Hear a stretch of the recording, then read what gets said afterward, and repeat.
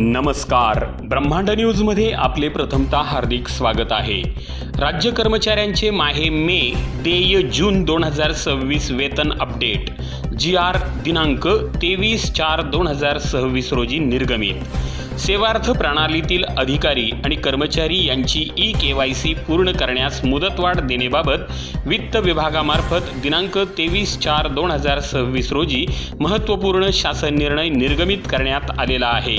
वित्त विभागाच्या दिनांक 27/3/2026 रोजीच्या शासन परिपत्रकानुसार सर्व प्रशासकीय विभागातील सर्व आहरण व संवितरण अधिकाऱ्यांच्या अधीनस्थ असलेल्या अधिकारी आणि कर्मचाऱ्यांनी माहे एप्रिल 2026 देय मे 2026 या वेतन देयका अगोदर KYC पूर्ण करण्याबाबतच्या सूचना देण्यात आल्या आहेत।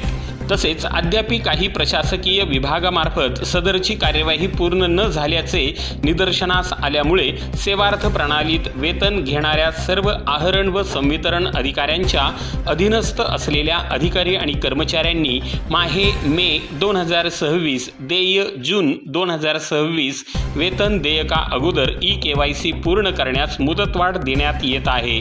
मात्र यापुढे अशी कोणतीही मुदतवाढ देण्यात येणार नाही याची सर्व संबंधितांनी गांभीर्याने नोंद घेण्याचे निर्देश देण्यात आलेले आहेत।